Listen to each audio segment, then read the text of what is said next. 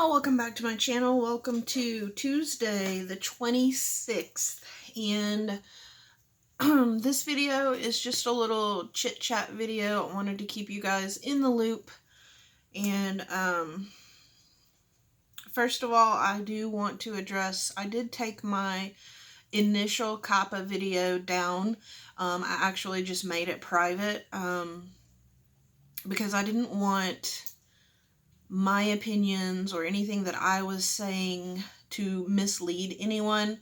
So I want to start there. You know, things are changing daily with this whole COPPA thing. So I will share what I'm doing from my channel for 2020. But I do still want to continue to stress to everyone, just stay educated. Watch what's going on. Again, if you see your friends here in the craft community posting about it, it's always helpful to get everyone's opinions. But in the last couple of days, in particular, Corn over at Cornflower Crafts and Deb Houck, as of this morning, if you guys didn't catch Deb's live a minute ago, I do encourage you to go listen to it, because those two channels have already been swept. And what I mean by swept is the bots, which is the artificial intelligence that YouTube is using to sweep channels that might violate the new terms of service and the whole COPPA thing. They've already started doing that, which, you know, is actually a good thing because it does give you the opportunity to make any corrections and see what they're actually flagging. So I think it was very helpful for Deb to share that with us. In particular, I'm going to again recommend, based on the other videos I've seen and based on Deb's discovery, I think it would be wise to take into consideration what your titles are, what your thumbnail pictures may be of, and your keywords, things like that. Those little, those things that we tag or how we title our videos, there are certain keywords in those that are triggering this bot system, okay? This artificial intelligence. So we're going to just say, for instance, Elsa pocket letter. If that is your title, then that might trigger the bots, because Disney is traditionally geared for kids, okay? That doesn't, I'm not saying that adults can't be fans of Disney. I'm not saying anything like that. But I do think that having Disney figures in your projects is going to trigger craft communities. Now, Corn and Deb are both monetized. While they're a smaller in the monetization world, they are smaller in comparison. But my channel, for instance, is not monetized. I don't meet that threshold, so I have not been swept. The way you can tell if you have been swept or not is to go into your video list screen, like we did when I showed you guys how to change your settings. That's another thing. That video, just because I changed my settings to 18 and up or not for kids, that tutorial will help you make any of those choices. So, I recommend checking your video stats every day. Everybody has a couple minutes. Just go through your videos. You will see, like on mine right now, it says 18 and up per whoever I am, per uploader or whatever, per creator. If YouTube sweeps your channel, if they flag a video, it is going to say it'll say by YouTube, but YouTube has deemed this video as child directed. Okay, it'll probably be in a different color, like a light gray, in comparison to what mine says now. The 18 and up is in green, so you won't be able to miss it if your channel has been swept. You can check there. Also, if you are monetized in that section of the videos, which doesn't show up for me because I'm not monetized, but over there, there's also another type of verbiage that will say it'll stay monetized, but it'll say with restrictions. And Deb did see that. So again, I do recommend hearing out Deb Houck's video this morning. That's Deb Houck. Deb Houck's Crafty Cottage. She had some good points. She has taken the steps that she feels is correct. The steps I took, and is by no means advice to anyone, but I made my entire channel not for kids. I age restricted everything, and I age restricted my subscriber. Meaning, if you want to subscribe to my channel, you have to certify that you're 18 and up, which there again, there are flaws in that because kids can cheat that system. So yeah, going forward, until I get more clarity, this is how we are running the page, the channel. And I'm going to be super cautious. I will not be using any branded images such as Disney in any of my I don't care for Disney personally, so I don't craft with Disney characters. But you know, you'll see less and less mermaids, you'll see less and less unicorns here on the channel. And that doesn't mean I'm not crafting with that theme necessarily. It just means you may not see it here on YouTube. I might just share those photographs, which I've really got to get better at taking photographs of my projects. Because I realized when I sent Alicia's pocket letter out, I didn't even photograph that. But I'll be more mindful to take photographs of things that could be potentially questionable here on YouTube. And I'll just post those pictures on Instagram. So with that said, for 2020, I've been brainstorming for a while before all this COPPA came up, and I really want to do some different things with my channel. First and foremost, we're changing the name. So Heather Manning is pretty boring. So I'm changing it up a little bit, and we will reveal that in January. But you guys have probably gotten a teaser of that in a couple videos. It's already up on my letterboard. But yeah, so we are changing our name here on this channel.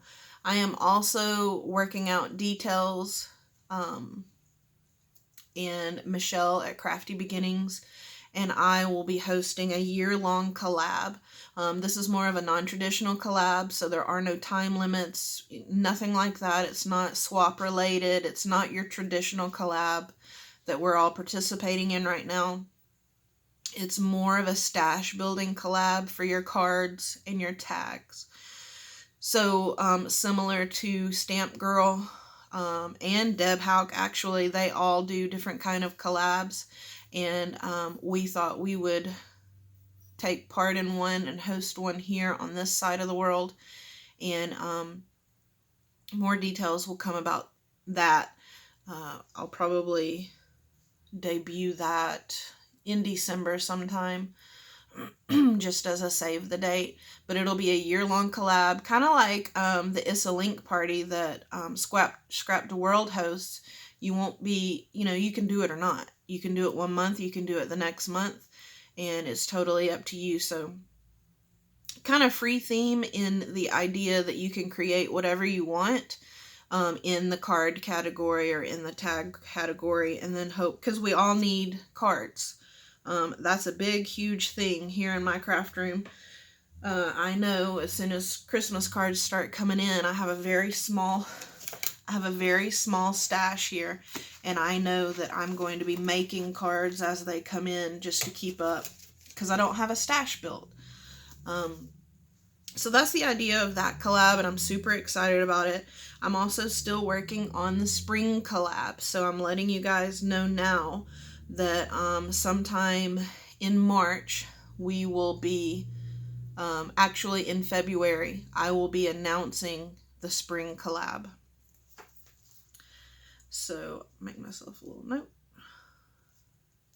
All right, the other thing I want to do is I would like to do another series here on the channel, and I have so much content on this that I couldn't think of a way to just do it in 1 or 2 videos, because I want to be very informational and very helpful. And you know, doing the collabs, I realized that we have a lot of beginners. Not so much your craft level, but we have a lot of beginners who have never done Happy Mail, so, or had never done collabs.